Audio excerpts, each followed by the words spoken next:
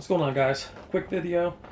These are my settings for game mode for low latency and low input lag. The previous video was on CinePro. A lot of you guys in the comments have been asking me why I'm even in CinePro because the input lag is unplayable. I don't find certain games unplayable, and why I'm in CinePro is I really do like some of these games to have a more cinematic feel, and I believe the motion being enabled offers me that and offers me the panning that you'll find on a high-end monitor. It doesn't work for all games, and yes, the input lag can get out of hand, but I find it very playable in certain games that aren't quick twitch type games, especially games that are not multiplayer. So here we are playing PC. This is Gears of War Remastered. It's native 4K, and these are the settings that I'm using. Guys, these are also settings. I am not a calibrator. I am a guy chilling in the basement just like you guys. So please keep that in mind. And also leave your calibrations or your settings in the comments for me. I have brightness at 20, which is Sony's backlight. I don't like it to be maxed unless I'm watching something that's HDR, which the TV does on its own. I like my picture to be less washed out and not quite as bright, but that's okay because I want a little bit more depth in my blacks and a little bit more depth in my colors. Color saturation I have at 65. I tend to keep it around here. I've wandered up higher, but when the colors start to bleed, that's when I kind of stop. But that's really, again, all preference. Into the advanced settings, brightness again is at 20. Contrast I have down 10 to 90, as I don't like the whites to clip or lose detail by making things super bright.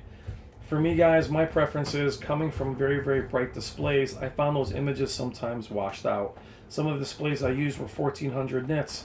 I had to back all this stuff off, so I tend to not have everything maxed. Gamma is something that I tend to have either -1 or even -2. Again, I like a deeper image. Excuse me. Black level is actually brightness, for those of you that don't know, in the Sony line. I wouldn't mess with it at all. It will not help you in peak brightness. It will not make things brighter. All it will do is wash out the image completely. Black adjust I do like on high. I do like it as it does add depth to the picture and creates, I don't know, it doesn't really, to me, doesn't mess with the picture.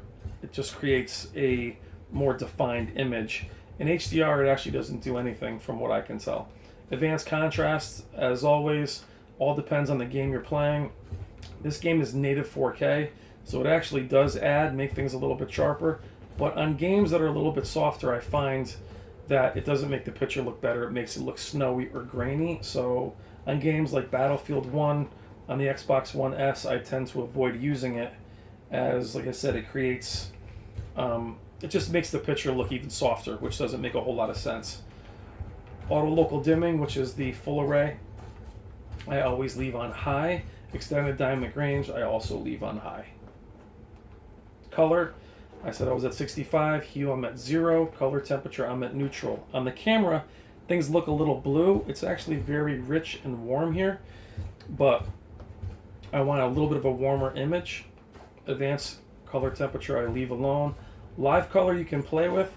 I find that on certain games like this one, when I go from high to medium to off, it just really grays the picture out. So if the picture can handle it and colors don't bleed, I use it. I have certain games where red turns into pink, so kind of use your preference, guys, on what you want to use and what looks realistic. Remember, we're in a game too. I'm not always looking for real. Clarity, sharpness, I always keep at 0. All this other stuff is grayed off. Reality creation, I leave alone, simply because to me it adds sharpness, but it also just changes the image. Unless it's really low quality, guys, I would stay away from it. Smooth gradation I always leave on. Motion is off for gaming. Video options, everything is at auto. What's interesting is that you can actually take HDR and go to HDR10 and it adds kind of a false HDR. Samsung had a feature, I think it was HDR Plus, that they also had. So you guys can try that, see if it works. I just started using it, but those are my settings, guys. They're pretty basic, and I hope you enjoyed the video, and more videos to come. Thank you as always. Take care.